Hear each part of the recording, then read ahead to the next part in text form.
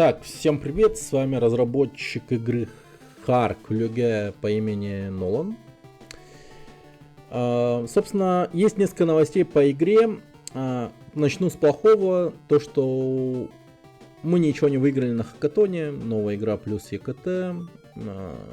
Но я изначально был все равно готов и заряжен довести игру до релиза в Steam, независимо от результата хакатона самого, да.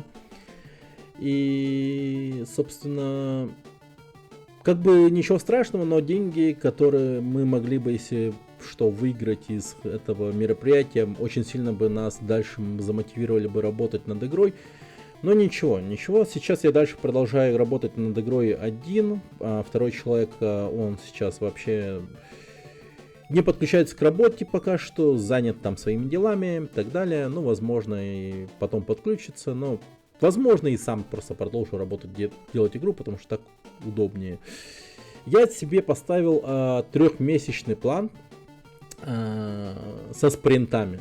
Спринты — это, получается, пачка всяких разных задач, которые вот ведут к улучшению и расширению игры в плане контента. Сейчас прошел первый спринт, первая неделя, и, собственно, хочу вас воодушевить тем, что игра, точнее, план, все идет по плану. Все идет по плану, спринты выполняются, и даже отчасти коснулся второго спринта, второй недели, то есть к концу трехмесячного плана вы увидите совершенно другую игру. И, собственно, вы на этом также можете повлиять. Я открыл страницу Boosty, где вы можете поддержать непосредственно разработку игры, чтобы как можно больше времени уделялось на разработку самой игры. Да, также, если что, я мог подключить еще людей. Собственно, материальная помощь, она мне очень сильно помогла бы в разработке, чтобы я не отвлекался на какие-то подработки и там прочее. Ну, вы понимаете. Клянчу деньги. Прошу, молю, помогите. Вот и все. Так, давайте-ка начну отчитываться по первому спринту. То есть прошла только первая неделя, и, скорее всего, буду продолжать именно вот так вот отчитываться каждую неделю. Каждую неделю буду отчитываться. Так, музыку выключим. То есть каждый спринт, каждую неделю буду отчитываться и говорить о том, как идет разработка игры, собственно. Так, далее. Давайте начнем. Тут, кстати, хотел бы сказать про то, что вот начало игры, оно было сильно второпях сделано.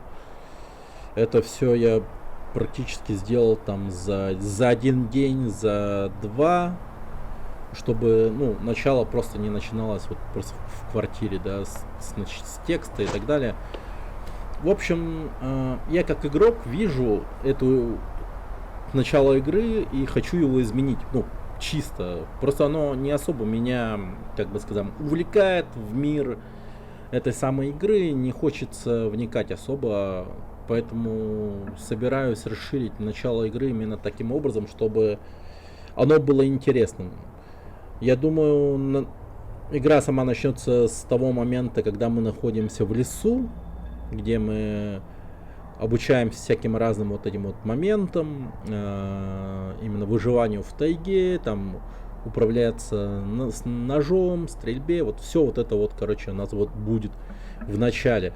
А потом уже события плавно перейдут вот именно вот в эту вот квартиру. Вот, просто хочу вас, ну, как бы сказать, подготовить к тому, что будет дальше. Вот вообще, вот именно...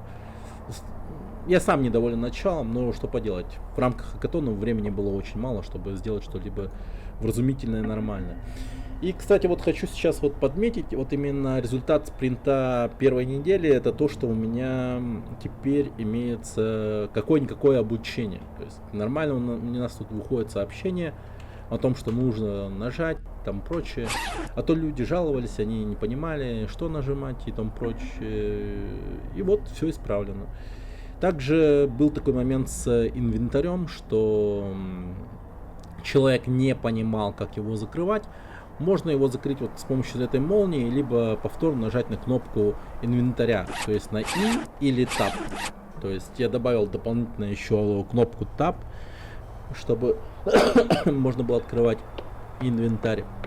И, соответственно, уже потихоньку иду по изменению начала игры таким образом, чтобы игрок плавно погружался в сюжет и лор мира, а не так, чтобы ему сразу вкинули, что тут, например, у него валяется мертвый отец, да, ну как-то некрасиво. В общем, нарративная работа идет над ошибками и улучшение опыта, который будет получать игрок, собственно говоря.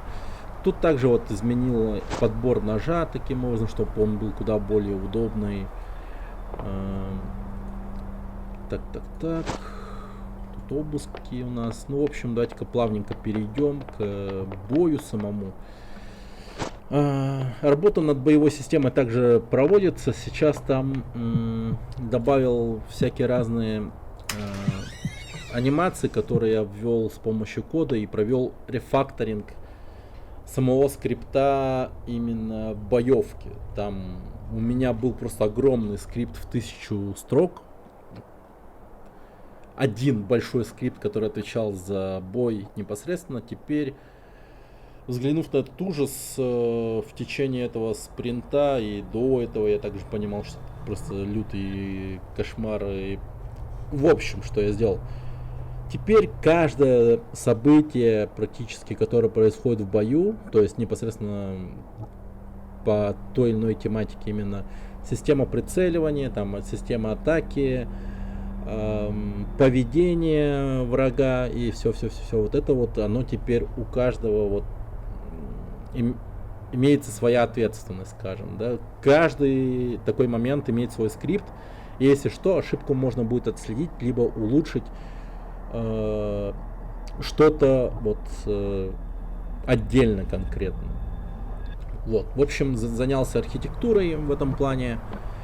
Также тут, смотрите, раньше звуковые ловушки у нас не работали, теперь оно работает. Вот, например, я вот подхожу к врагу, он не слышит. А если наступить на стекло, он, собственно, отреагирует на это и прибежит. Так, собственно, и начался бой наш первый. Так.